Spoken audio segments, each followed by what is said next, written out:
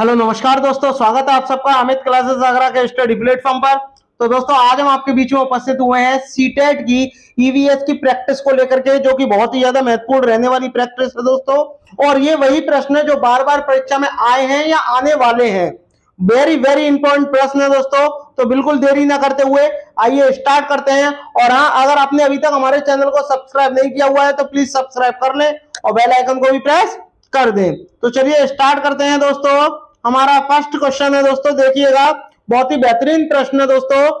ये हमारा प्रश्न है जो क्या है, रेलगाड़ी से रिलेटेड है। देखिए स्टार्ट करते हैं। लखनऊ, लखनऊ जो कि यूपी की राजधानी है, यूपी की राजधानी है। ठीक है, स्टार्ट करते हैं। इसमें आपसे बोला गया है कि रेलवे स्टेशन से और नई दिल्ली रेलवे स्टेशन के बीच की दूरी 504 किलोमीटर है। यानी आपको डिस्टेंस कितनी दी है? 504 किलोमीटर दी है। ठीक है भाई साहब, दी है। कोई रेलगाड़ी इस दूरी को 7 घंटे में तय करती है। तो रेलगाड़ी की मीटर प्रति सेकंड में औसत चाल, यानी आपको स्पीड बतानी है। ठीक है, आपको टाइम कितना दे रखा है? टाइम आपको दे रखा है 7 घंटे। ठीक है, 7 घंटे दे रखा है। ओके ठीक है, जब आप स्पीड निकालोगे तो आपका फॉर्मूला क्या होता है? Distance upon time. क्या होता है? Distance upon time. जब आप यहां रख दोगे तो क्या आ जाएगा? 504 अपॉन 7। और 7 से जब आप इसको काटोगे दोस्तों तो कितना आ जाएगा? 72। और 72 किसमें आया है? किलोमीटर प्रति घंटे में आया है, जबकि हमसे किसमें पूछा है? मीटर प्रति सेकंड में। तो इसको सॉल्व करने के लिए क्या करेंगे? इसमें हम क्या करेंगे? 5 से गुणा कर देंगे और 18 से क्या दे देंगे? भाग दे देंगे। और जब 18 से भाग दे देंगे तो 18 का पारा पड़ेंगे 4 बार, और 4 का गुणा जब आप 5 में करोगे तो कितना आ जाएगा? आपका 20 मीटर प्रति सेकंड आंसर आ जाएगा। तो आपका ऑप्शन नंबर किसमें दे रखा है? ऑप्शन नंबर जो आपका डी है वो करेक्ट हो जाएगा। चलिए आगे बढ़ते हैं दोस्तों। ऐसे ही बेहतरीन प्रश्न मैंने इसमें शामिल किए हुए हैं। देखिएगा बहुत ही बढ़िया प्रश्न है ये। इसमें आपसे क्या बोला गया है? देखिएगा इसमें आपसे क्या बोला गया है, देखिएगा। इसमें बोला गया है कोई बच्ची एक्स पर स्थित है। अब मान लो कोई बच्ची यहाँ है, यहाँ क्या है? एक्स है, और यहाँ वो बच्ची स्थित है या खड़ी है, पर है। और वह अपनी सहेली जो कि बाई में स्थित है, और उसकी सहेली कहाँ? बाई स्थित है, बाई की जगह पे। अब और बाई के साथ वह क्या करना चाहती है? सहेली के पास जाकर के खेलना चाहती है। इसके लिए पहले उसे कहाँ? ओ पर जाना होगा, ओ के बाद में बाई पर जाएगी। तो x के ठीक दक्षिण में, x के ठीक दक्षिण में क्या है? O है। O कहाँ है? जो x के क्या है? ठीक दक्षिण में क्या है? O है। ठीक है, और कितना है? 40 मीटर। कितना है? 40 मीटर है। ठीक है जी, 40 मीटर है। इसके पश्चात ठीक पूर्व दिशा में 30 मीटर। अब O से ठीक पूर्व दिशा, और पूर्व किधर हो जाएगी आपकी? इधर हो जाएगी। और इधर क्या है? 22 स्थित है। और कितनी मीटर चल रहा है? 30 मीटर चल रहा है। तो ठीक है, अब आपको बतानी है ये वाली डायरेक्शन। आपने पाइथागोरस में पढ़ी होंगी, जब 4 3 हो तो क्या आ जाएगा? 5 आ जाएगा। 1 1 0 इन पर है तो 1 1 0 आ जाएगा। तो आपका आंसर क्या होगा? 50 मीटर में आएगा। तो डी वाला होगा नहीं, सी वाला होगा नहीं। अब इन दोनों में से देखते हैं क्या होगा। अब आपसे पूछा है कि बाई से एक्स की दूरी, एक्स की दूरी कितनी आ गई? दूरी कितनी है आपकी? डिस्टेंस कितनी आ गई? 50 मीटर आ गई। ठीक है, और बाई के सापेक्ष एक्स की दिशा। अब बाई के सापेक्ष हमें क्या बतानी है? एक्स की दिशा बतानी है। तो बताओ एक्स की दिशा कहां होगी? बाई के सापेक्ष। बताइए। अब बाई के सापेक्ष करेंगे तो बाई पर ही क्या बना देंगे? ये बना देंगे। अब इधर क्या है? ये आपका नॉर्थ है, ये क्या है? नॉर्थ है, ये ईस्ट है, ये साउथ और ये वेस्ट है। तो आपकी ये वाली दिशा क्या हो गई? North west. नॉर्थ वेस्ट को क्या बोलते हैं हम? उत्तर पश्चिम। तो यानी ऑप्शन नंबर जो आपका ए है वो करेक्ट हो जाएगा। आई होप आपको वीडियो अच्छी लग रही हो तो दोस्तों शेयर जरूर करिएगा। बात करते हैं क्वेश्चन नंबर 3, स्लॉथ से रिलेटेड है दोस्तों, और बहुत ही बेहतरीन प्रश्न है। बात करते हैं स्लॉथ की। तो देखिए स्लॉथ जो होता है एक आलसी जानवर है। कैसा जानवर है? आलसी जानवर है। ठीक है, आलसी जानवर है। ठीक है, और ये क्या करता है? दुनिया का सबसे आलसी जानवर है। यह अच्छा तैराक भी है, और ये जिस पेड़ पर रहता है उसी पेड़ की क्या पत्तियों को खाता है। और अपने पूरे जीवन काल में वह टोटल कितने पेड़ों पे निवास करता है? 8 पेड़ों पे निवास करता है। और इसकी औसत आयु कितनी होती है? 40 वर्ष होती है। और एक बात और, यह भालू जैसा दिखता है परंतु भालू नहीं है। ये हफ्ते में एक बार में मल मूत्र करने के लिए नीचे उतरता है। तो देखिएगा, स्लॉथ की लगभग आयु 40 वर्ष तक जीते हैं, सही बात है। और अपने पूरे जीवन काल में 40 वृक्षों पर घूमते हैं, गलत। 8 वृक्षों पर घूमते हैं। स्लॉथ की आयु 10 वर्ष, गलत हो गया। स्लॉथ की आयु 40 वर्ष तक जीते हैं और अपने पूरे जीवन काल में कुल 8 पेड़ों पर निवास करते हैं, बात सही है। स्लॉथ की आयु 8 वर्ष, गलत हो गया। आपको इसके स्लॉथ के बारे में पता होना चाहिए। सीटेट का फेवरेट प्रश्न इससे ही आता है, बहुत ही ज्यादा फेवरेट प्रश्न है ये दोस्तों, ठीक है। चलिएगा आगे बढ़ते हैं दोस्तों, बात करते हैं प्रश्न नंबर 4। अब प्रश्न नंबर 4 में आपसे क्या कहा गया है ये आप देखिएगा। इसमें आपसे क्या बोला गया है, कमेंट करिएगा। पहले प्रश्न नंबर 4 का आंसर क्या होगा, करिएगा, कमेंट करिएगा, क्या होगा। जंगलों के ज्यादा काटने से निम्न में से क्या स्थितियां संभावित होंगी, बताइए, कमेंट करिएगा। आसपास की जगह ज्यादा ठंडी हो जाएगी, भाई जब जंगल कट जाएंगे तो हरियाली वैसी ही चली जाएगी, तो ठंडा क्यों होगा, वो तो गर्म और हो जाएगा। तो पहला वाला गलत हो गया। अब पहला किसमें है, इसमें है, इसमें है, ये दोनों ही ऑप्शन तुरंत कट गए। वर्षा का जल रिसाव कम होगा, बात एकदम सही है। बहता वर्षा जल मृदा को बहा ले जाएगा, यानी जो बारिश होगी तो जब उसका पानी होगा वो मृदा को भी साथ में बहा ले जाएगा, ये भी सही है। भौम जल का स्तर बढ़ जाएगा, भूमि जल का स्तर क्यों बढ़ेगा, वो तो कम और हो जाएगा, ठीक है। तो क्या हो जाएगा, दूसरा और तीसरा, और ये आपके ऑप्शन नंबर डी में दिए गए हैं। चौथा वाला भी गलत हो जाएगा। बात करते हैं प्रश्न नंबर 5 की। प्रश्न नंबर 5 में आपसे बोला गया है शिवाजी सागर झील। अब आपको कमेंट करके बताना है कि जो शिवाजी सागर झील है ये कहां स्थित है, कमेंट करिएगा, किस राज्य में स्थित है। और सबसे, जब तक आप मुझे एक बात बताइए, शिवाजी सागर झील से तो कर लेंगे अभी हम, तो भारत में कितने राज्य हैं, टोटल 28 राज्य हैं, ठीक है। और 8 क्या है, केंद्र शासित प्रदेश हैं। उत्तर प्रदेश की बात करते हैं, 75 क्या है, जिले हैं, क्या है, 75 जिले उत्तर प्रदेश में हैं, ठीक है ना। चलिए आगे बढ़ते हैं। हमसे इसमें क्या पूछा गया है, हमसे पूछा है शिवाजी सागर झील, शिवाजी कहां के लिए प्रसिद्ध है, महाराष्ट्र के लिए प्रसिद्ध है। तुरंत आपने टिक लगा दिया, महाराष्ट्र की शान क्या है, शिवाजी। तो शिवाजी जो सागर झील है वो कहां स्थित है, आपकी महाराष्ट्र में स्थित है। बात करते हैं आपकी मध्य प्रदेश की झील की, तो एक आपकी झील है इंदिरा सागर झील, क्या, इंदिरा सागर झील, ये आपकी कहां स्थित है, ये भी आपकी मध्य प्रदेश में स्थित है। मध्य प्रदेश की एक और महत्वपूर्ण बात बताइए कि मध्य प्रदेश की राजधानी क्या है, भोपाल। और भोपाल बहुत ही फेमस जगह है क्योंकि यहाँ भोपाल गैस त्रासदी हुई थी। किस गैस के रिसाव के कारण हुई थी, मिथाइल आइसोसाइनेट के कारण रिसाव हुआ था। और एक महत्वपूर्ण बात और आपको मैं बता दूं, इसमें आपको एक बात और ध्यान रखनी है, जम्मू कश्मीर के जम्मू कश्मीर में के लिए क्या फेमस है, बताइए। डल झील कहां है, डल झील, जो आपकी डल झील है ये आपकी कहां स्थित है, ये भी आपकी झील डल कहां स्थित है, जम्मू कश्मीर में स्थित है। जम्मू कश्मीर में एक चीज और बहुत ज्यादा फेमस है, उसका नाम क्या है, बताइए। सरसों के तेल में बनी हुई समुद्री मछली प्रसिद्ध है। और एक चीज और है जम्मू कश्मीर में, जम्मू कश्मीर की एक झील का नाम और बताओ, एक झील का नाम और बताओ जम्मू कश्मीर की, जल्दी से बताओ। बूलर झील, बूलर झील आपकी कहां है, आपकी बूलर झील कहां है, आपकी जम्मू कश्मीर में स्थित है।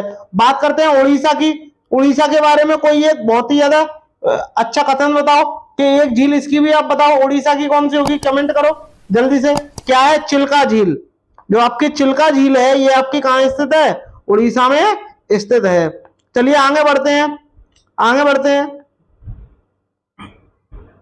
बात करते हैं प्रश्न नंबर 6 की कि मिजोरम के निकटवर्ती प्रतिवेशी 3 राज्य है, यानी जो मिजोरम के कहां है, जो पास आते हैं, और बगल में कौन कौन से राज्य हैं, बस आपको ये बताना है। तो देखिए बिहार होगा नहीं, बिहार और केरला होते नहीं है, क्यों, क्योंकि बिहार मिजोरम से बहुत आगे है। और केरला जो है क्या है, निकटवर्ती नहीं है, निकटवर्ती नहीं है। अरुणाचल प्रदेश भी नहीं है। चलिए अब आप इसको मैप की सहायता से समझिएगा, मैप की सहायता। मिजोरम के पास क्या है, पहला तो त्रिपुरा है, मणिपुर है, और एक आपका असम है। कौन कौन है, मणिपुर, त्रिपुरा और असम। आपको इतना ध्यान रखना है। कौन कौन से राज्य हैं देखिएगा, कौन कौन से हैं देखिएगा। सबसे पहले क्या है, मणिपुर, मणिपुर है, असम है और त्रिपुरा है। ये 3 है लास्ट के। अरुणाचल प्रदेश है नहीं है, केरल है नहीं है, बिहार है नहीं है। केरल के लिए एक कोई फेवरेट डिश बताओ केरल की। क्या है? टेपियोका। क्या है? टेपियोका। टेपियोका कहां की फेवरेट डिश है? केरल की है। छत्तीसगढ़ की बात करते हैं, लाल चीटी की चटनी छत्तीसगढ़ के लिए प्रसिद्ध है। असम का क्या है? बिहू। बिहू क्या है? एक नृत्य है। ठीक है। बिहार में क्या है? मधुबनी। क्या है? मधुबनी जो प्रिंटिंग है वो कहां की प्रसिद्ध है? आपकी बिहार की प्रसिद्ध है।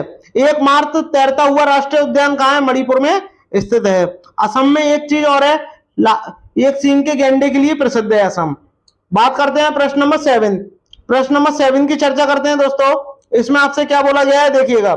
इसमें आपसे बोला गया है प्रश्न नंबर 7 में कि भारत के किस राज्य संघ शासित प्रदेश में पहाड़ों पर जंगलों के निवासियों की ग्राम सभा पंचायत एक विशेष सभा में लॉटरी निकालकर यह निश्चित करती है कि किस परिवार को उस साल खेती में कितनी जमीन मिलेगी। यानी खेती करने के लिए जमीन देते हैं और ये कौन डिसाइड करता है? ये भारत सरकार करती है। बताइएगा कौन सा है? कमेंट करिएगा, कमेंट जल्दी से कमेंट करिएगा। क्या लद्दाख है? क्या मिजोरम है? क्या अरुणाचल प्रदेश है? या झारखंड है? बताइए। चेराव जो नृत्य है, चेराव वहां का बहुत ही फेमस नृत्य है, मैं आपको बता दूं। और ये वाली जो घटना है ये कहां की है? मिजोरम की है। और चेराव का जो नृत्य है ये कहां का फेमस है? ये आपका मिजोरम में है। बात करते हैं लद्दाख की। लद्दाख की कोई एक फेमस बात बताइए। लद्दाख में यहाँ पत्थरों के बने क्या होते हैं? मकान होते हैं। अरुणाचल प्रदेश की बात बताइए। भारत में सबसे पहले सूर्य किस राज्य में आता है? किस राज्य में होता है? किस राज्य में उदय होता है? ये भी पूछ सकता है। वो क्या है? आपका अरुणाचल प्रदेश है। ठीक है, इस बात का ध्यान रखिएगा। और मैं आपको बता दूं जो आपका ये कुछ महत्वपूर्ण बातें और मैं आपको बता दूं दोस्तों। महत्वपूर्ण बातें क्या हैं कि इनकी कुछ राजधानियां भी आपको ध्यान रखनी है। लद्दाख की राजधानी क्या है? आपकी लेह है। क्या है? लेह है। किसकी? लद्दाख की। अब बात आते हैं मिजोरम की। क्या है? मिजोरम की क्या है? आइजोल। क्या है? आइजोल आपकी कहां की है? आपकी मिजोरम की राजधानी है। ईटानगर कहां की है? ईटानगर जो आपकी अरुणाचल प्रदेश की है। झारखंड की क्या है? रांची है। अब आपको कमेंट करके बताना है कि ऐसी कौन सी राजधानी है जो 2 राज्यों की राजधानी है। कमेंट करके बताइएगा मुझे और इस बात को ध्यान रखिएगा। बात करते हैं प्रश्न नंबर 8 की दोस्तों। प्रश्न नंबर 8 की चर्चा करते हैं। प्रश्न नंबर 8 में आपसे क्या बोला गया है देखिएगा। इसमें आपसे बोला गया है कि माउंट एवरेस्ट के बारे में प्रश्न है दोस्तों। और माउंट एवरेस्ट के बारे में जब प्रश्न है तो आपको उसकी ऊंचाई भी पता होनी चाहिए। तो माउंट एवरेस्ट की ऊंचाई कितनी है? 8,848 मीटर क्या है इसकी ऊंचाई है। और ये वर्तमान में किसका भाग है? ये आपके नेपाल का भाग है। तो आपका ऑप्शन नंबर क्या हो जाएगा? आपका बी करेक्ट हो जाएगा। एक बात और मैं आपको बता दूं कि नेपाल में माउंट एवरेस्ट को क्या बोलते हैं? सागर माता कहते हैं। क्या कहते हैं? सागर माता कहते हैं। यानी सागर माता के नाम से जाना जाता है। ठीक है, इस बात को आप लोग ध्यान रखिएगा, बहुत ही ज्यादा महत्वपूर्ण बात है। चलिए आगे बढ़ते हैं। बात करते हैं प्रश्न नंबर 9 की दोस्तों। नीचे दिए गए विकल्पों में उस परिवर्तन को पहचाने जिसे उत्क्रमित किया जा सकता है। बताइए क्या हो जाएगा? ऑप्शन नंबर कमेंट करिएगा कौन सा होगा इसका आंसर। उत्क्रमित किसे किया जा सकता है? यानी उसको तोड़ करके या उसके अणुओं को तोड़ करके दोबारा उसे बनाना और बनाने के बाद में दोबारा उसे बिगाड़ देना और फिर से वही चीज बना देना। तो गाय के गोबर से बायोगैस बना दोगे? क्या बायोगैस से गोबर बना दोगे? आप कहोगे नहीं बना पाओगे। प्लास्टर ऑफ पेरिस की परत बनाना गलत हो गया। मोम का घोल बनाना, भाई मोम से आप मोमबत्ती बना दोगे, दोबारा उसका लिक्विड करके कुछ और भी चीज बना दोगे, बनेगी मोम की। दूध से पनीर बन जाएगा बट पनीर से दूध नहीं बनेगा। तो आपका सारे ऑप्शन गलत हो गए। ऑप्शन नंबर जो आपका बी होगा वो करेक्ट हो जाएगा। बात करते हैं प्रश्न नंबर 10। प्रश्न नंबर 10 की चर्चा करते हैं। इसमें आपसे बोला गया वृक्षों और पेड़ों की जड़ों में पाए जाने वाले नीचे दिए गए कुछ विशिष्ट लक्षणों पर विचार करना है आपको। अब जो विशिष्ट लक्षण है इस पर विचार करिएगा कि बताइए कौन सा इसका आंसर होगा। बताइए, कमेंट करिएगा। तो इसमें बोला गया है वृक्षों की लटकती शाखा जैसी दिखाई देने वाली वास्तव में शाखा नहीं जड़ें होती हैं। क्या ये सही होगा? बताइए। आप कहोगे सही बात है, ये होती है, सही बात है, होती ही है। तो आपका क्या हो जाएगा? आप कहोगे ये वाली बात करेक्ट है।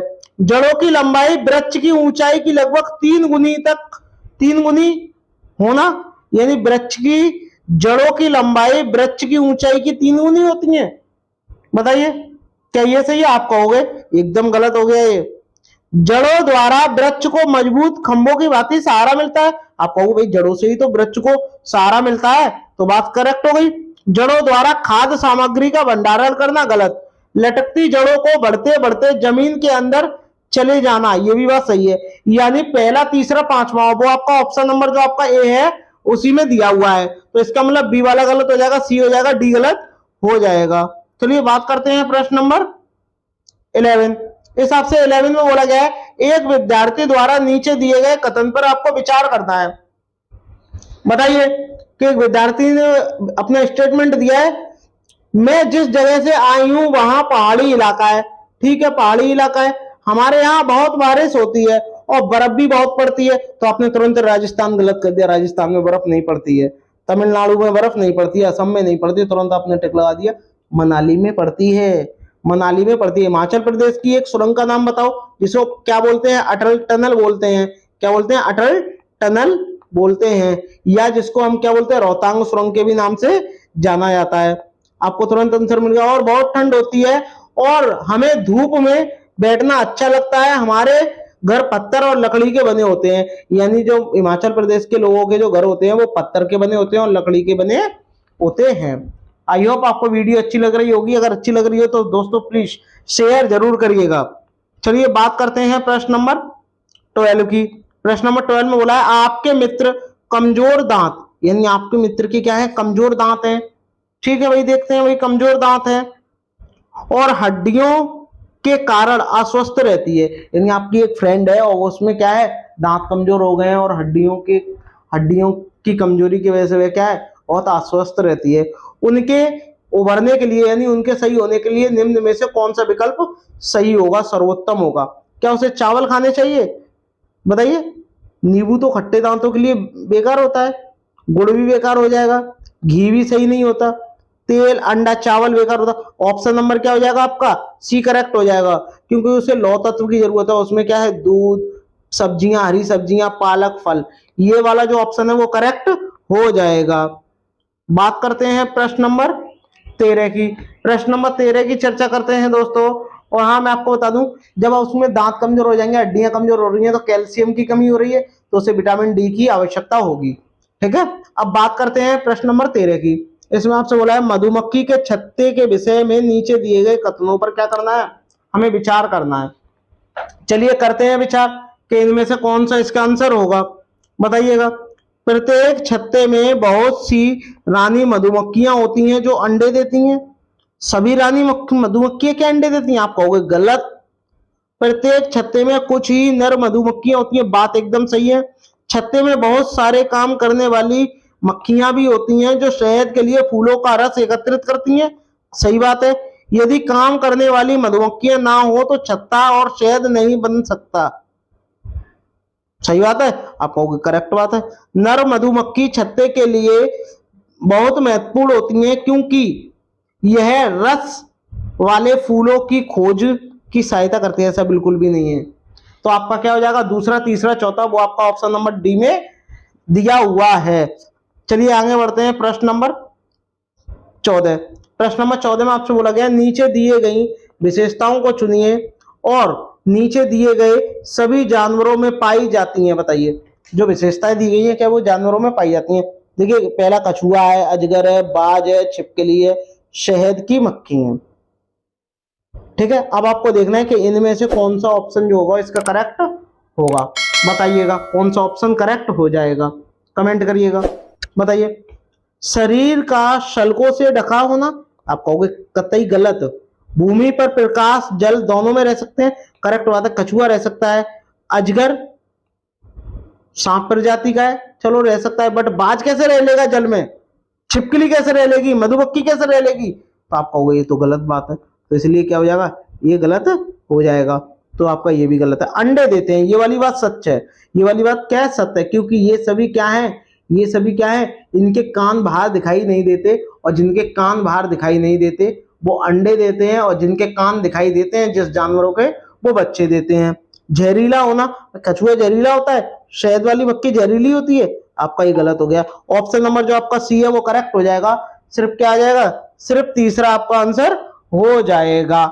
चलिए आगे बढ़ते हैं, बात करते हैं प्रश्न नंबर 15 की। प्रश्न नंबर 15 में आपसे बोला है केचुओं के बारे में नीचे दिए गए कथनों पर आपको विचार करना है, तो करिएगा विचार। केचुओं के बारे में आपको बोला गया है, यह जमीन में छेद बनाते हैं, रहते हैं, जिससे जमीन पूरी पूरी नहीं पोली हो जाती है। क्या हो जाती है, पोली हो जाती है। और सही बात है, इसमें से क्या वायु निकल जाती है और जमीन उपजाऊ हो जाती है। यह मृत पक्षियों और पौधों को खाते हैं, सही बात है। इनके मल से मृदा उपजाऊ होती है, ये भी सही है, ये भी सही है। यह अपशिष्टों को कंपोस्ट में परिवर्तित कर देते हैं, सही बात है। जिस कंपोस्ट को बनाते हैं वे फैक्ट्री में, गलत हो गया। रसायनों के छिड़काव से केंचुओं पर प्रभाव नहीं पड़ता, बहुत ज्यादा पड़ता है प्रभाव। तो आपका कौन सा हो जाएगा, ऑप्शन नंबर जो सी है वो करेक्ट हो जाएगा। यानी पहला भी सही है, दूसरा स्टेटमेंट भी सही है, तीसरा स्टेटमेंट भी सही है। बात करते हैं केचुए की, और केचुओं को ही क्या बोला जाता है, किसान का मित्र कहा जाता है। किसका मित्र कहा जाता है, किसान का मित्र कहा जाता है। एक केचुओं को कहा जाता है और एक सांप को कहा जाता है, इस चीज का आप ध्यान रखना दोस्तों। चलिए बात करते हैं प्रश्न नंबर 16। प्रश्न नंबर 16 की चर्चा करते हैं। प्राथमिक स्तर का प्रश्न है, यानी 1 से लेकर के 5वीं तक की कक्षा के लिए है ये प्रश्न, ठीक है।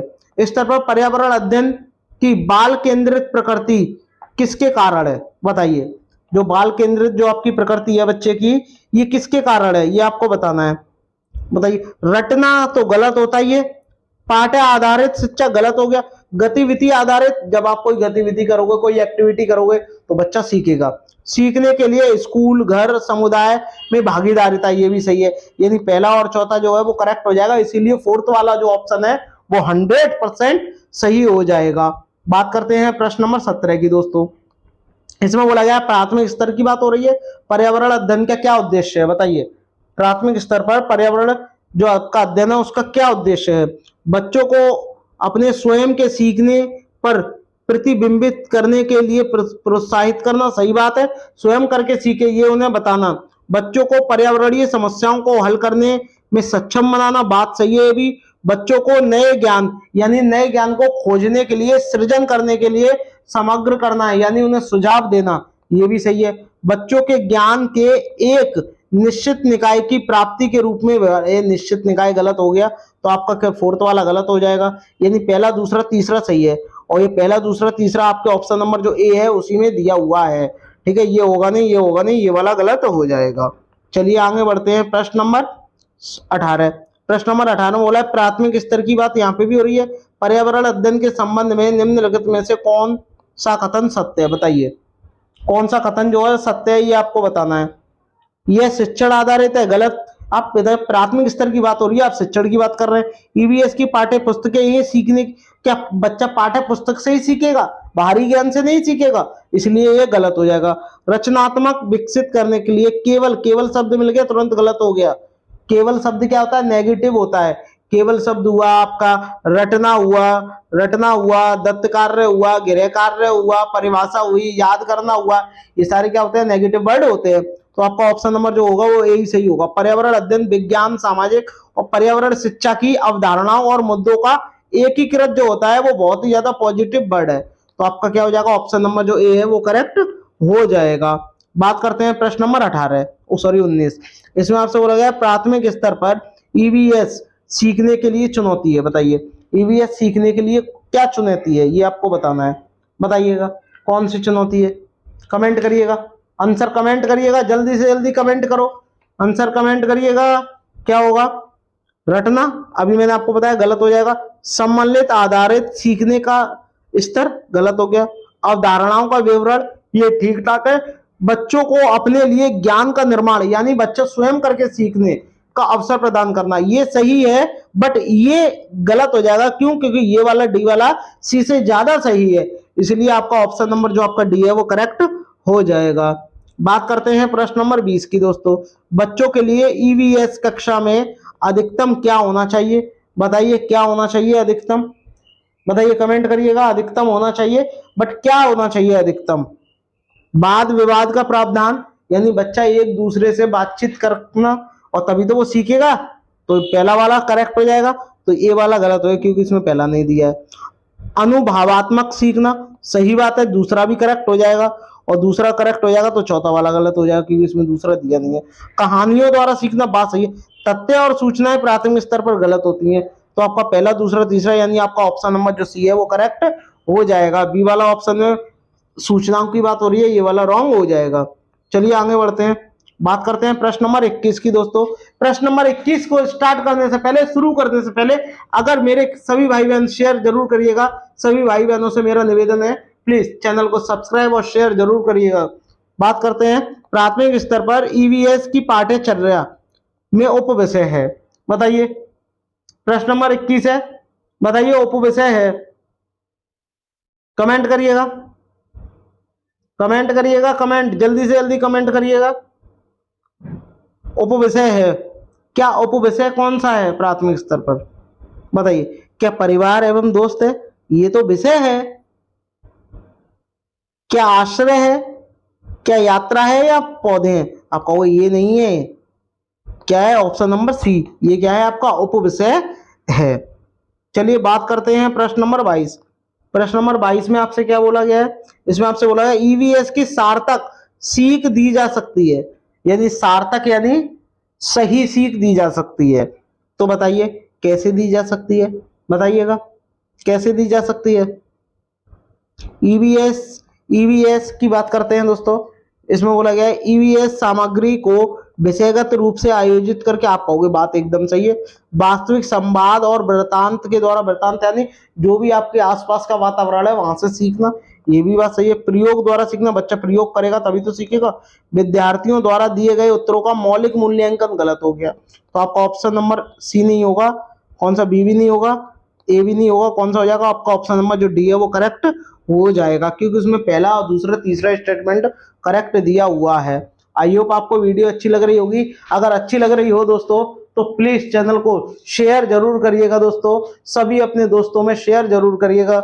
चलिएगा आगे बढ़ते हैं दोस्तों, आगे बढ़ते हैं। आगे बढ़ने से पहले एक बात, नेक्स्ट क्वेश्चन की तरफ चर्चा करते हैं। हाँ ठीक है, चलिए चर्चा करते हैं दोस्तों। बताइएगा 22 वाला प्रश्न है, और 22 वाले प्रश्न में आपसे क्या बोला गया है ये आप देखिएगा। इसमें आपसे बोला गया है कि ईवीएस के संबंध में प्रासंगिकता का मतलब है। बताइए प्रासंगिकता का क्या मतलब है? कमेंट करिएगा। प्रासंगिकता का मतलब क्या है ये आपको बताना है। बताइएगा प्रासंगिकता का क्या मतलब है, बताइए। ईवीएस को सरल से जटिल तक सीखना, क्या ये उद्देश्य है? भाई सरल से जटिल, बच्चे की बात हो रही है, आप सरल, ज्ञात से अज्ञात की ओर ईवीएस सीखना, गलत हो गया। उदाहरणों के माध्यम से ईवीएस सीखना, गलत। ईवीएस सामग्री को वास्तविक जीवन स्थितियों और विद्यार्थियों के तत्काल वातावरण, तत्काल का मतलब जो अभी प्रेजेंट में उसका वातावरण है उससे जोड़ करके उसको सिखाना, तो बच्चा क्या हो जाएगा? सीखेगा। तो आपका ऑप्शन नंबर जो आपका डी है वो करेक्ट हो जाएगा। चलिए बात करते हैं प्रश्न नंबर 24 की दोस्तों। प्रश्न नंबर 24 की चर्चा करते हैं। बात हो रही है यहाँ भोजन की। किसकी बात हो रही है? भोजन की। और भोजन की बात जब बात हो रही है तो आपको कमेंट करके बताना है कि कौन सा आंसर होगा। बताइए, भोजन की बात हो रही है। विषय के मुद्दे विद्यार्थियों के लिए सार्थक यानी सही और प्रमाणिक हो सकते हैं यदि, क्यों हो सकते हैं? पाठ्य पुस्तकों के संसाधन के रूप में शामिल करना, गलत हो जाएगा। शिक्षक द्वारा प्रदर्शन, गलत हो गया। प्रश्नोत्तरी आयोजित, गलत हो गया। ऑप्शन नंबर जो आपका ए है वो करेक्ट हो जाएगा। जो भी इसके मुद्दे हैं उसके इर्द गिर्द समूह कार्य, चर्चाएं आयोजित करना, चर्चा करेंगे तभी तो बच्चा सीखेगा। तो आपका ऑप्शन नंबर जो आपका ए है वो इसका करेक्ट हो जाएगा। चलिए आगे बढ़ते हैं। प्रश्न नंबर 25। प्रश्न नंबर 25 का आंसर कमेंट करो।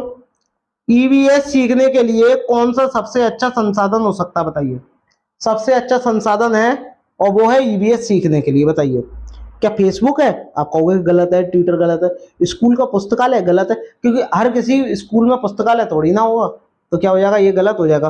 तो कौन सा होगा, क्षेत्र भ्रमण, यानी उसके वातावरण में क्या है, उसको घुमाना, कई नई नई जगह को ले जाना, तभी तो बच्चा सीखेगा। तो आपका ऑप्शन नंबर क्या हो जाएगा, ए हो जाएगा। यानी वो स्कूल के वातावरण से बाह्य वातावरण को जोड़कर बच्चे को सिखाने की बात हो रही है। चलिए आगे बढ़ते हैं, प्रश्न नंबर 26। प्रश्न नंबर 26 में आपसे बोला गया है, जल थीम से संबंधित मुद्दों को प्रभावी ढंग से सीखा जा सकता है यदि। जो आपकी जल जो थीम है उससे संबंधित मुद्दों को प्रभावी ढंग से यानी अच्छे ढंग से सीखा जा सकता है यदि, यानी 4 स्टेटमेंट दिए गए हैं, आपको बताना है कैसे। बताइएगा, बताइएगा कैसे, कमेंट करिएगा। आपको रोल प्ले करके आयोजित करके, सही बात है, रोल प्ले करो। बच्चों के बीच वास्तविक संवाद को प्रोत्साहित करके, ये पॉजिटिव वर्ड होता है, ध्यान रखना। तो आपका ये वाला सही हो जाएगा। संरक्षित क्षेत्र का भ्रमण, भ्रमण भी पॉजिटिव वर्ड है, करेक्ट हो गया। बच्चों को निबंध, निबंध गलत हो गया। तो आपका क्या हो जाएगा, पहला, दूसरा, तीसरा। और ये आपके ऑप्शन नंबर जो ए है, इसी में आपको में दिया गया है। चौथा देखो, इसमें भी है, इसमें भी है, इसमें भी, ये गलत हो जाए। कुछ नेगेटिव वर्ड होते हैं, जैसे निबंध हुआ, क्या हुआ, निबंध हुआ, ठीक है। और एक आपका निबंध के बाद क्या हुआ, याद करना हुआ, याद करना हुआ, रटना हुआ, ये क्या है, ये नेगेटिव वर्ड है। परिभाषा नेगेटिव वर्ड है, ठीक है, इस बात को, निबंध नेगेटिव वर्ड है, तो इसका आपको ध्यान रखना है। चलिए बात करते हैं प्रश्न नंबर 27। ईवीएस पाठ्य पुस्तकों में ईवीएस सीखने के लिए वास्तविक घटनाएं होती हैं, क्यों, क्यों, बताइए। वास्तविक घटनाएं होती हैं, क्यों होती हैं, बताइए। जो आप ईवीएस सीखते हो, तो सीखते हैं तो हम वास्तविक घटनाओं को ही तो सीखते हैं, तो क्यों होती हैं वास्तविक घटनाएं, ये आपको बताना है। कमेंट करिएगा, कमेंट करिएगा आंसर, क्यों होती हैं वास्तविक घटनाएं, बताइएगा। वे सीखने में समृद्ध स्रोत है, सही बात है, यानी वो सीखने में पॉजिटिव कोई ना कोई भूमिका निभा रहे हैं, तो बात आप कहोगे, आप बात एकदम सही है। वे बच्चों के लिए प्रासंगिक वातावरण की बात हो गई, बहुत ही अच्छा वातावरण है, तो आपका ऑप्शन नंबर, यानी ऑप्शन नंबर, सॉरी ऑप्शन नहीं, स्टेटमेंट बी बार सेकंड भी करेक्ट हो जाएगा, ठीक है। एक बात और, अब इसमें आपसे बोला गया है बिग पहले से परिचित, बिग नहीं होगा यहाँ, यहाँ बिग नहीं होगा। अब आप कहोगे बिग नहीं होगा तो क्या होगा, बिग नहीं होगा, जो आपकी सिर्फ पहले की, ये गलत लिखा हुआ है, पहले की परिचित घटनाओं को फिर से देखने का अवसर जो है वो पॉजिटिव वर्ड है, तो आपका ये भी करेक्ट हो जाएगा। शिक्षक आसानी से ईवीएस के विषय के आसपास के अधिगम की प्रक्रिया का संचालन, गलत हो गया, संचालन क्या हो जाएगा, गलत हो जाएगा, यानी पहला, दूसरा, तीसरा करेक्ट होगा और चौथा वाला रॉन्ग हो जाएगा। तो आपका पहला, दूसरा, तीसरा किस में दिया हुआ है, आपका होगा ऑप्शन नंबर जो डी है वो करेक्ट हो जाएगा। चलिए आगे बढ़ते हैं, आगे बढ़ते हैं दोस्तों, बात करते हैं प्रश्न नंबर 28 की दोस्तों। सीखने में सुधार का आकलन बिंदु है, बताइए। सीखने में सुधार का आकलन बिंदु है, और वो आकलन बिंदु क्या है, ये आपको बताना है। सीखने के लिए आकलन, सीखने का आकलन, सीखने के रूप में आकलन, औपचारिक स्थिति में संबंधित आकलन, बताइए कौन सा इसमें से करेक्ट होगा, बताइए। सीखने में सुधार, सुधार के लिए हमेशा क्या होता है, सीखने के लिए आकलन होता है। जब तक आप किसी को सीखोगे ही नहीं, तो आप किसी चीज में सुधार कैसे लेके आओगे, ठीक है। तो इसका आकलन का बिंदु क्या हो जाएगा, सीखने के लिए आकलन हो जाएगा। बात करते हैं प्रश्न नंबर 29। ईवीएस में सहपाठी आकलन है, बताइए। सहपाठी आकलन है, क्या है सहपाठी आकलन, ये आपको बताना है ईवीएस में, बताइएगा, बताइएगा कौन सा होगा। सीखने के रूप में आकलन, सीखने के बारे में आकलन, गलत, परिणाम गलत हो जाएगा, सीखने का आकलन गलत हो गया। आपका पहला स्टेटमेंट गलत हो, सही हो जाएगा, यानी ऑप्शन नंबर जो आपका ए है वो करेक्ट हो जाएगा। बात करते हैं प्रश्न नंबर 30 की दोस्तों, और प्रश्न नंबर 30 को करने से पहले अगर आपने अभी तक चैनल को सब्सक्राइब नहीं किया हुआ है दोस्तों, तो प्लीज सब्सक्राइब करिए और शेयर को जरूर करिए, शेयर जरूर करिएगा। एक ईवीएस, बात करते हैं प्रश्न नंबर 30 की। एक ईवीएस शिक्षक एक आकलन उपकरण का उपयोग करता है, यानी आकलन करने के लिए एक उपकरण का उपयोग करता है, जो ना केवल सबसे अच्छा है बल्कि एक समय से बच्चे के सभी प्रकारों के कार्यों या गतिविधियों का एकत्रित करता है। यानी वो सभी, जो भी बच्चा गति करता है, गतिविधि करता है, एक्टिविटी करता है, क्या सीखता है, क्या नहीं सीखता है, इस सब के बारे में एक वो क्या है, एक एकत्रित करता है उसके बारे में। तो वो आपको बताना है कि वो प्रयोग किस चीज का कर रहा है शिक्षक प्रयोग, क्या रूब्रिक का कर रहा है, क्या पोर्टफोलियो का कर रहा है, या रिजल्ट कार्ड का कर रहा है, या प्रेक्षक का कर रहा है। आप कहो किसका कर रहा है, पोर्टफोलियो का कर रहा है, ठीक है। पोर्टफोलियो में आपका क्या होता है, इसमें क्या होता है, बच्चे की सीखने की गति, यानी किस प्रकार बच्चा सीख रहा है, उसका समय समय पे आकलन होना, ये सब किस में आता है, आपका पोर्टफोलियो में आता है। जैसे कि मैंने आपको बताया आवाज से रिलेटेड है, तो ये आपको आवाज से ही रिलेटेड दिया गया है और ये आपको बताना है कि इनमें से कौन सा करेक्ट ये होगा। ठीक है, तो चलिए आपको ऑप्शन दिए गए हैं और पहला प्रश्न की अब हम चर्चा करने वाले हैं। तो देखिएगा फर्स्ट वाले प्रश्न में आपसे क्या बोला गया है। ठीक है, देखिएगा नीचे दिया गया कौन सा कथन मधुमक्खियों और छत्तों के विषय में सही नहीं है, यानी सही नहीं है। ये 4 ऑप्शन दिए गए हैं, 4 में से आपके 3 सही होंगे और एक क्या होगा, गलत होगा, और जो गलत होगा वही आपको क्या है, देखना है। तो आपको बताना है कि कौन सा सही नहीं है। तो बताइएगा कौन सा सही नहीं है, कमेंट करके बताइएगा। सबसे पहले चलिए क्वेश्चन को पढ़ते हैं। छत्ते में केवल कुछ नर मधुमक्खियां ही होती हैं। सही बात है, नर मधुमक्खियां जो है वो बहुत कम होती हैं। प्रत्येक छत्ते में रानी मक्खी होती है और वह अंडे देती है। ये भी सही बात है, ये भी सही बात है। नर मधुमक्खियां छत्ते के लिए अत्यंत नर महत्वपूर्ण नहीं होती, तो ये क्या रॉन्ग हो जाएगा।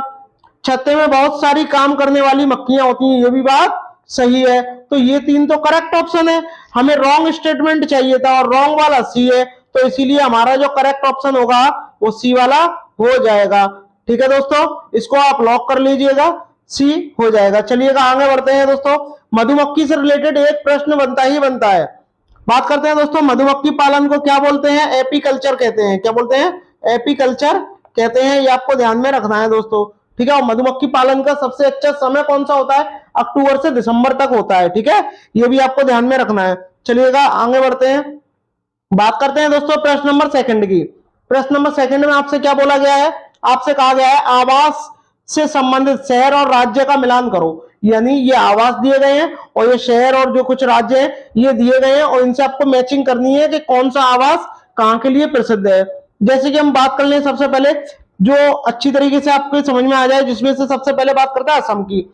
असम में क्या होता है, 10 से 12 फुट ऊंचे या 3 से 3.5 मीटर ऊंचे बांस के खंभों पर घर बनाए जाते हैं। तो बांस के खंभों पर ऊंचे घर कहां बनाए जाते हैं, असम में बनाए जाते हैं। तो तीसरे नंबर पे जो होगा वो पहला होगा, तो सी का कौन सा पहला होगा, तो देखो ये भी नहीं है, ये भी नहीं है, ये भी नहीं है, तुरंत आपको पता चल गया ये है एक, तो यही ऑप्शन होगा। आगे और भी मैच कर लो। बात करते हैं मनाली की। मनाली में क्या है, पत्थर और लकड़ी के बने ढालूनुमा छत वाले घर होते हैं। ठीक है, और जो हाउस बोट होते हैं ये कहां के लिए प्रसिद्ध है, ये भी आपको मुझे बताना है।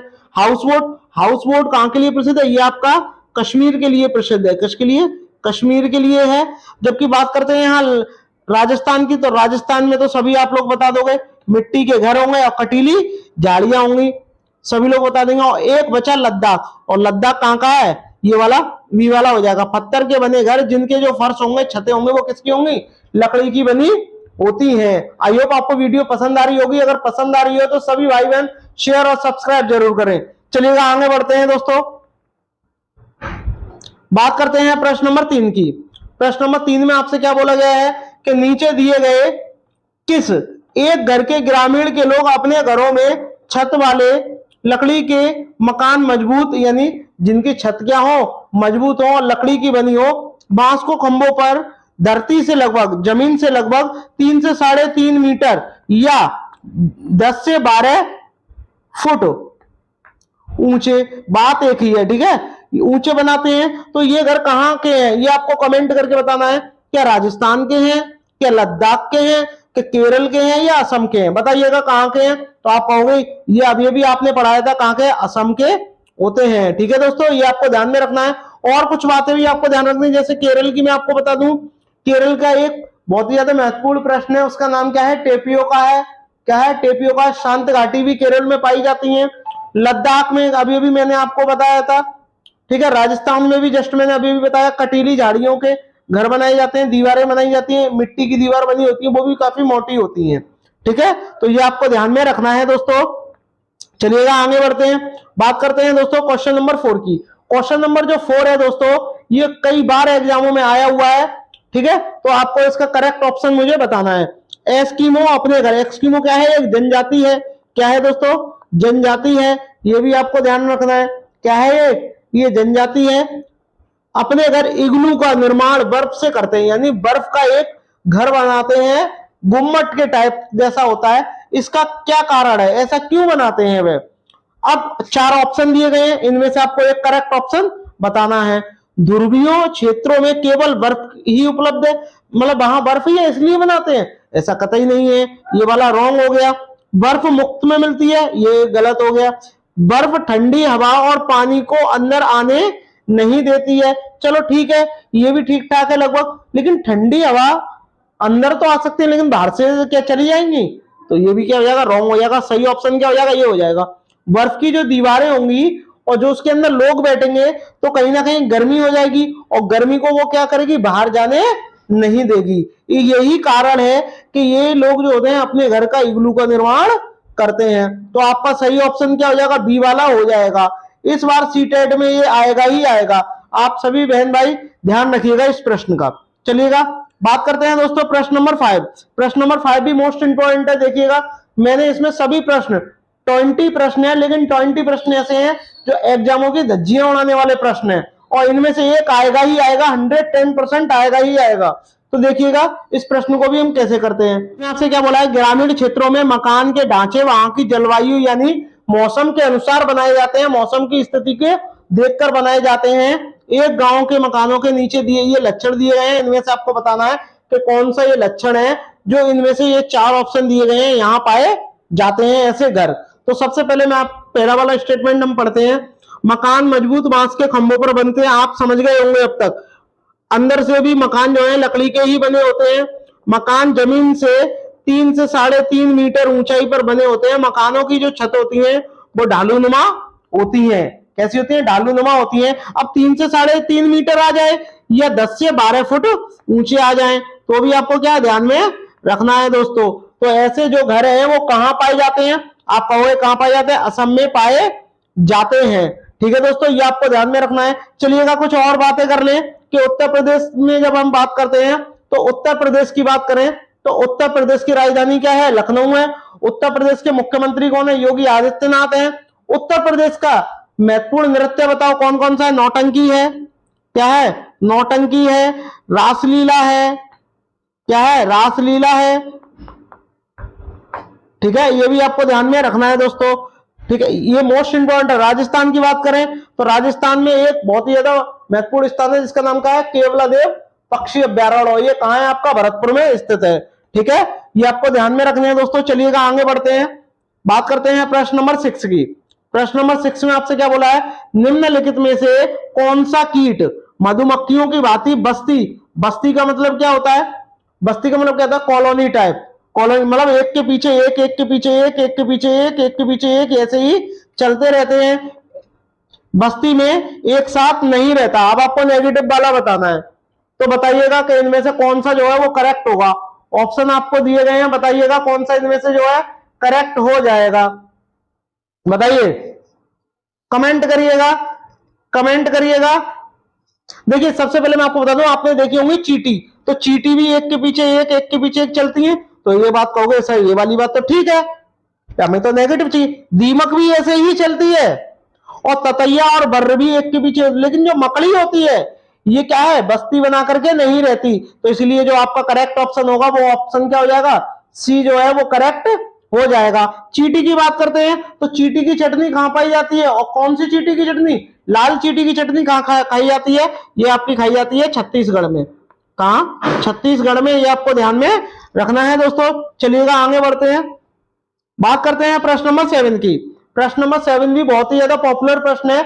घरों के बारे में कुछ विशेषता दी गई है, उन पर हमें क्या करना है, विचार करना है दोस्तों। घरों की विशेषताओं के बारे में विचार करना है। चलिएगा करते हैं विचार। निचली मंजिल में कोई खिड़की नहीं होगी, यानी जो कई 2 मंजिल का मिनिमम ये बना होगा घर, और यहाँ पर क्या होगा, कोई खिड़की नहीं होगी, लेकिन ऊपर खिड़की जरूर होगी। पेड़ के तनों की लकड़ी से बनी ढालूनुमा छत होंगी, यानी इसकी जो छत होंगी वो किसकी होंगी, लकड़ी की बनी होंगी। ठीक है, पत्थर के खंभों पर जमीन से लगभग 10 से 12 फुट ऊंचाई पर बने रहते हैं। ठीक है भाई, ये वाली बात भी ठीक है। घरों की विशेषता भाई, घर ये भी होते हैं, पत्थर जो होते हैं, पत्थर गाढ़ा और चूने की मोटी बनी दीवार होती है, लकड़ी के फर्श होते हैं। तो आपको बताना है कि इनमें से कौन सी विशेषताएं जो घरों की पाई जाती हैं कमेंट करके आप मुझे बताइएगा। चलिएगा कमेंट करिएगा, मैं आपके कमेंट देख रहा हूं। सभी भाई बहन कमेंट करके मुझे बताइएगा कि इनमें से कौन सा सही है। देखिएगा हम आपको इसमें से बता रहे हैं कि पहली वाली जो है विशेषता नहीं पाई जाती है। ठीक है भैया, नहीं पाई जाती है। ठीक है, देखते हैं नीचे दिए गए घरों के बारे में आपको बतानी है। ठीक है, अब कोई खिड़की नहीं पाई जाती। ठीक है भैया, तो पहला वाला तो मुझे सही लग रहा है, पेड़ के तनों में की ढालूनुमा छत होती है, यानी पेड़ की जो तने होंगे उसकी ढालूनुमा छत होंगी। भाई ये तो गलत हो गया, यहाँ ये नहीं होगा। 10 से 12 फुट जमीन से लो, 10 से 12 फुट ऊंचाई पर बने घर होंगे, ये होते हैं, बट ये कहाँ होते हैं? असम में होते हैं। तो ये विशेषताएं मैच नहीं की, सिर्फ एक ही की असम में। पत्थर, गारा और चूने की बनी मोटी दीवारें, ये इससे मैच नहीं किया। ठीक है, लेकिन ये वाला इससे मैच कर गया। लकड़ी के फर्श होते हैं, ये भी मैच है। ये तीनों जो विशेषताएं होती हैं ये आपकी कहां पाई जाती हैं? लद्दाख में पाई जाती हैं। कहां? लद्दाख में पाई जाती हैं। तो सबसे ज्यादा विशेषताएं असम की एक दी है, लद्दाख की 2 दी है। तो बात कहां की आ गई? तो इसका कौन सा ऑप्शन हो जाएगा? डी वाला हो जाएगा। तो ये दोनों क्या है? कहां है? ये दोनों आपस में एक दूसरे से मैच नहीं करेंगे, इसलिए ये वाला ऑप्शन नहीं होगा। ठीक है, क्योंकि इसका सिर्फ एक ही दिया था। चलिएगा आगे बढ़ते हैं दोस्तों, बात करते हैं प्रश्न नंबर 8 की। प्रश्न नंबर 8 की बात करते हैं। प्रश्न नंबर 8 में आपसे क्या बोला गया है? देखिएगा नीचे दिए निम्नलिखित का अध्ययन आपको करना है। पेड़ की ऊंची डाल पर अपना घोंसला बनाता है। भैया पेड़ है कोई सा भी, उसकी ऊंची डाल पर बनाएगा। ठीक है, किसी भी पेड़ की ऊंची डाल पर बनाए, कोई भी पेड़ हो कोई फर्क नहीं पड़ता, बस उसकी ऊंची डाली होनी चाहिए। कई प्रकार की चीजें हैं, ये यानी जब ये अपना घर बनाएंगे तो कई प्रकार की चीजों का इस्तेमाल करते हैं, यहां तक कि लकड़ी की शाखाएं, लोहे के तार भी होते हैं। एक चालाक पक्षी भी है जो अपना घोंसला जो है वह नहीं बनाता है, अपना घोंसला नहीं बनाएगा, लेकिन वह कौवे के घोंसले में अंडे दे देता है। बेचारा कौवा अपने अंडों के साथ साथ इसके अंडों को भी क्या है? सेता है, मतलब देखभाल करता है। तो यह पक्षी आपको बताना है कौन सा है। क्या बसंत गौरी है, क्या कलचिड़ी है, शक्कर खोरा है, या कोयल है? बताइएगा कमेंट करके सभी भाई बहन बताइएगा कि इसमें से कौन सा ऑप्शन जो है वो करेक्ट होगा। तो आपको पता है जो कोयल होती है वो किसके अंडों में, मतलब किसके घोंसले में अंडे देती है? कौवा के घोंसले में अंडे देती है, ये आपको ध्यान में रखना है दोस्तों। चलिएगा आगे बढ़ते हैं, बात करते हैं प्रश्न नंबर 9 की। प्रश्न नंबर 9 में आपसे क्या बोला गया है? देखिएगा प्रश्न नंबर 9 जो है ये भी मोस्ट इंपॉर्टेंट है, कई बार आया हुआ है, 2022 में भी आया था, 23 में भी आया है। तो ये वाला जो प्रश्न है मोस्ट इंपॉर्टेंट रहने वाला है। इसमें आपसे बोला गया निम्नलिखित में से कौन सा पक्षी कैक्टस पौधे के कांटों के बीच अपना घोंसला बनाता है? तो बताइए कौन सा पक्षी जो है कैक्टस कांटों के बीच जो है अपना घोंसला बनाता है? बताइएगा कमेंट करके बताइएगा कौन सा जो है घोंसला बनाता है, कमेंट करिएगा। क्या फाख्ता बनाता है, शक्कर खोरा बनाता है, कोयल बनाती है, या कलचिड़ी बनाती है? कमेंट करके बताइएगा कौन बनाता है। तो आप कहोगे सर कि इसके बीच में सिर्फ एक ही पक्षी जो है वो घोंसला बनाता है, जिसका नाम क्या है? नाम क्या है बताओ, कमेंट करके बताओ। कमेंट करो कमेंट, मैं आपके कमेंट देखना चाहता हूं। कमेंट तो कोई करता ही नहीं है। इसका जो राइट आंसर क्या होगा? ऑप्शन नंबर ए होगा। क्या फाख्ता है वो क्या करता है? इन कांटों के बीच में क्या है? अपना घोंसला बनाता है। ठीक है दोस्तों, इसको ध्यान रखना। फाख्ता को ही दूसरी भाषा में क्या बोलते हैं? कबूतर कहते हैं। क्या बोलते हैं? कबूतर कहते हैं। ठीक है, चलिएगा आगे बढ़ते हैं दोस्तों, बात करते हैं कोयल की। बात कर लें, कोयल जो है कौवे के घोंसले में अंडे देती है। 10 वाला प्रश्न, निम्नलिखित में से वह कौन सा जानवर है जिसके आगे के दांत हमेशा बढ़ते रहते हैं? भाई जो आगे के दांत होंगे वो हमेशा बढ़ते रहेंगे, और वे दांतों को बहुत लंबा ना होने देने के लिए, यानी दांतों को लंबा नहीं होने देंगे, और इसके लिए वे क्या करते हैं? कुछ ना कुछ किसी न किसी वस्तु को काटते या कुतरते रहते हैं, जिससे क्या होता है वो दांत जो है उसके आगे नहीं बढ़ते हैं। तो कमेंट करके बताइएगा कि इनमें से जो है वो कौन सा ऑप्शन जो है वो करेक्ट हो जाएगा। कमेंट करके बताइएगा, कमेंट करिएगा सभी भाई बहन, जल्द से जल्द कमेंट करो कौन सा इसमें से होगा। क्या दीमक होगी, क्या गिलहरी होगी, छिपकली होगी, या चूहा होगा? तो आप कहोगे इसका राइट आंसर क्या होगा? चूहा हो जाएगा। अगर चूहा नहीं दिया होता ऑप्शन में तो आप गिलहरी लगाते हैं, लेकिन वरना अगर दोनों संग दिए जाए तो पहले कौन सा लगाओगे? आप चूहा लगाओगे। ठीक है, चलिएगा आगे बढ़ते हैं दोस्तों, बात करते हैं प्रश्न नंबर 11 की। प्रश्न नंबर 11 में देखो आपको क्या दिया गया है। कोई किसान उर्वरक कीटनाशकों का अधिक उपयोग करके अपने खेतों में बार बार धान उगा रहा है, ऐसा करने से उसकी खेत की मृदा कैसी हो जाएगी? केवल धान की फसलों के लिए ही उपयोगी रहेगी? केवल धान की फसलों के लिए ही उपयोगी रहेगी क्या? बताइएगा। सिर्फ केवल धान की ही फसल देगी वो, और तो कोई फसल देगी नहीं। जुताई के लिए उपयुक्त तो बन जाएगी, बंजर हो जाएगी, अन्य फसलों के लिए भी उपजाऊ हो जाएगी। क्या ये सही है? आप कहोगे सर इनमें से तो कोई, बताओ कौन सा ऑप्शन होगा, बताइएगा, कमेंट करके मुझे बताइएगा। मैं आपके कमेंट देखना चाहता हूं, कमेंट करके बताइएगा। भाई सीधी बात है, बार बार आप उसका प्रयोग करोगे कीटनाशकों का तो वो क्या हो जाएगी, जुताई के लिए उपयोग तो कभी नहीं बनेगी, अन्य फसलों के लिए भी नहीं बनेगी, ना ही उपयोगी होगी। क्या बंजर हो जाती है? क्या बंजर हो जाएगी? ये आपको ध्यान में रखना है दोस्तों। चलिएगा आगे बढ़ते हैं, बात करते हैं प्रश्न नंबर 12 की। प्रश्न नंबर 12 भी बहुत ही ज्यादा इंपॉर्टेंट है। नीचे दिए गए सभी जानवर, यानी ये कुछ जानवर दिए गए हैं, इनमें से कौन सी विशेषता इनमें पाई जाती है, बताइएगा। ये अंडे देते हैं, ये जहरीले होते हैं? भाई जहरीले भी होंगे भाई, ठीक है भाई, देखते हैं। यह भूमि के अंदर, यह भूमि और जल दोनों में रह सकते हैं, इनके शरीर जो है शल्क के बने होते हैं। देखिएगा ये विशेषता इनमें से किस में पाई जाती है, यानी अब ये जहरीले हो गए तो क्या गौरैया जहरीली होगी, तो आप ये नहीं लगा सकते। बात करते हैं दोस्तों सांप की। उससे भी पहले मैं बात कर लूं कि इसका राइट आंसर क्या हो जाएगा, ए हो जाएगा। क्यों? छिपकली भी अंडे देती है, गौरैया भी देती है, कछुआ भी देता है और सांप भी अंडे देती है। बात करते हैं सांप की। सांप को जो है किसान का मित्र कहा जाता है। किसका मित्र कहा जाता है? किसान का मित्र कहा जाता है। सांप 4 प्रकार के पाए जाते हैं। एक आपका करैत होता है, मैंने कई बार बताया है, दोबोइया होता है, अफाई होता है और एक आपका नाग होता है। ये आपको ध्यान में रखना है। ये क्या 4 प्रकार के सांप पाए जाते हैं दोस्तों। चलिएगा आगे बढ़ते हैं, ठीक है। बात करते हैं दोस्तों प्रश्न नंबर 13 की। प्रश्न नंबर 13 में आपसे क्या बोला गया है, कोई पक्षी पेड़ की ऊंची डाल पर अपना घोंसला बनाता है, मतलब कोई भी पक्षी है पेड़ की ऊंची डाल पर अपना घोंसला बनाता है, तो वह पक्षी हो सकता है, बताइए। क्या कलचिड़ी होगी, फाख्ता होगा, कौवा होगा या कोयल होगी? तो आप कहोगे कोयल तो कभी घोंसला बनाती ही नहीं है, क्यों? क्योंकि वो तो कौवे के घोंसले में अंडा देती है, और कोई भी पेड़ की सबसे ऊंची डाली पर घोंसला कौन है? कौवा बनाता है, ठीक है। तो आपका क्या हो जाएगा, ऑप्शन नंबर जो सी है वो करेक्ट हो जाएगा। बात करते हैं दोस्तों प्रश्न नंबर 14 की। प्रश्न नंबर 14 में आपसे क्या बोला है, ग्रामीण क्षेत्रों में गाय के गोबर से चौकड़ी की दीवारों, चौकड़ी यानी जो इनके घर की जो दीवारें होती हैं वो क्या है, उनको लीपा जाता है, फर्श को पोता जाता है। ऐसा क्यों किया जाता है, इसका कारण आपको बताना है। तो बताइएगा भाई क्या कारण हो सकता है इसका। फर्श को प्राकृतिक रंग देने के लिए, कीड़ों को दूर रखने के लिए, चिकना व साफ बनाने के लिए, खुरदरा बनाकर घर्षण बढ़ाने के लिए। बताइए कि इसका क्या होगा, कमेंट करके बताइएगा, कमेंट करके।